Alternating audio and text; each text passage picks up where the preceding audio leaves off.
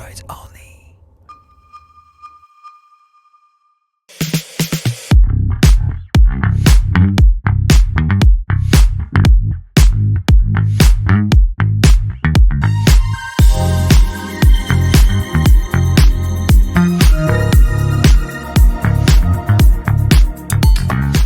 Bonjour à tous et bienvenue sur Motor Live. Aujourd'hui je vous présente un nouveau scooter, le Sim ADX 125, qui va s'inscrire dans ce nouveau segment des scooters baroudeurs, des scooters hybrides de type Kymco DTX ou encore Honda ADV qui a introduit ce nouveau style de scoot.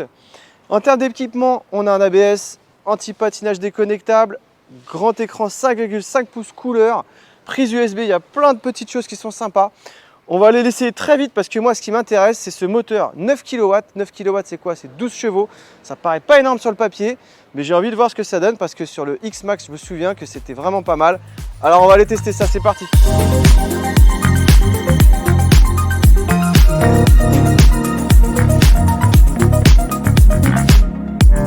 Bon ça y est, le voici, ce Sim ADX 125 qui avait été présenté au Salon de Milan en 2021 avec son look de baroudeur. Et c'est pas qu'un look, c'est aussi un style de conduite.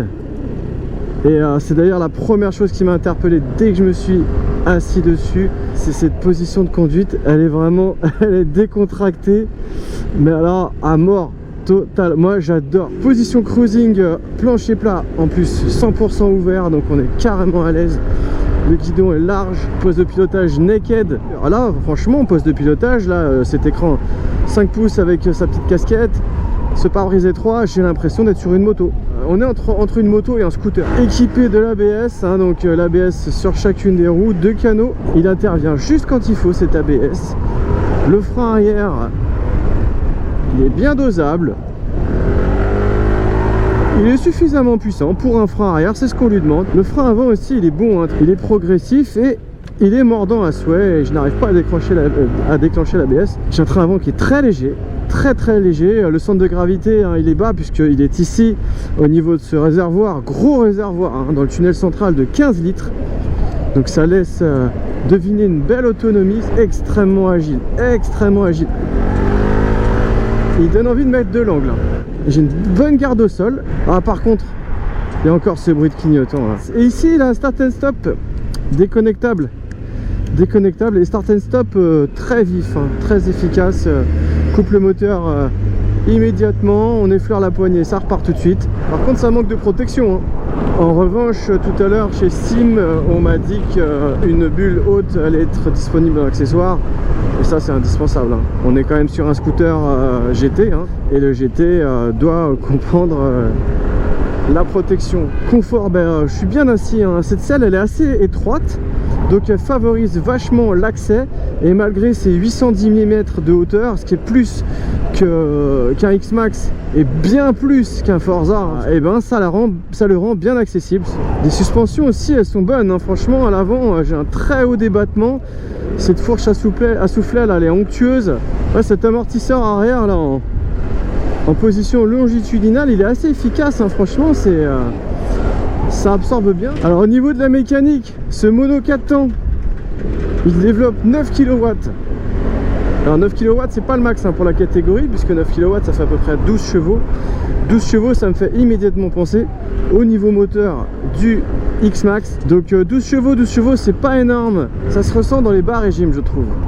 Il y a un petit trou à l'accélération au moment du départ quand on ouvre. Ça manque un peu de peps, c'est un petit peu mou. En revanche après on a une belle montée dans les tours. On a une belle montée en régime, c'est pas poussif.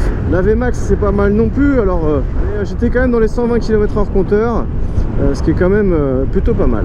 Alors, elle est super vif, la direction elle est précise. C'est un régal ce scoot. Globalement ce ADX est très satisfaisant, et je crois même qu'avec son prix de lancement il est moins cher que le Forza, que le X-Max. Allez, je vous retrouve tout de suite en plateau pour conclure et vous donner des détails, tarifs, dispo, coloris, etc. Allez, à tout de suite.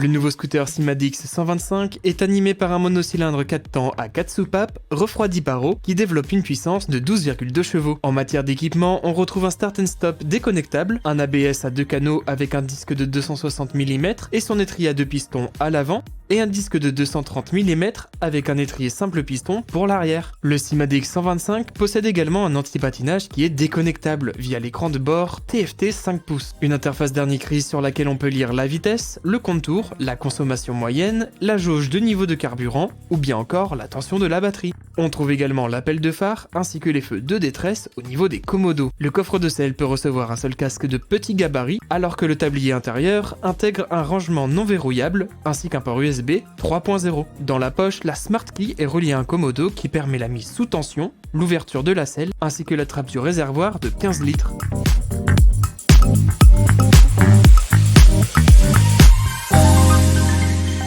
Nous voilà au terme de cet essai. Il y a des petites choses que je voulais préciser parce que j'aime bien peser le pour et le contre. Le manque de protection. Là ici, ce pare-brise il est trop étroit mais on pourra y pallier avec un pare-brise haut en accessoire.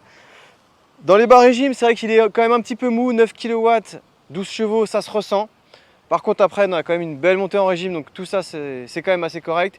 Et puis j'ai un petit bip bip aussi de reconnaissance à chaque fois avec la Smart Key, un peu indésirable, alors je n'arrive pas trop à me l'expliquer. Mais bon voilà, c'est des petits détails. À côté de ça, j'ai adoré ce look de baroudeur, cette position longitudinale de l'amortisseur, l'éclairage à LED, ce gros tunnel central, ce poste de pilotage street, tout ça j'ai vraiment adoré. C'est un scooter qui est très agréable à conduire, qui est très fun, très drôle, sécurisant, le frein ça va bien, les suspensions aussi, tout ça c'est quand même très bien. Au niveau du tarif, prix de lancement 4 499 € jusqu'à juillet 2023. Alors je ne sais pas à combien il passera plus tard, mais en tout cas actuellement ça fait quand même 1000 € de moins qu'un X-Max 125 ou un Forza 125 et 500 € de moins également qu'un Peugeot Pulsion. Donc on est quand même vraiment très bien positionné pour ce nouveau scooter qui va s'inscrire sur le segment des GT. Disponible en noir, en gris, en bleu. Voilà, je vous invite maintenant à vous abonner à la chaîne Motor Live si ce n'est pas déjà fait et à également aller sur motoservice.com pour voir mon article écrit, une galerie avec plein de photos en détail de ce scooter, de ce nouveau ADX 125. Et moi je vous retrouve très bientôt pour un prochain essai.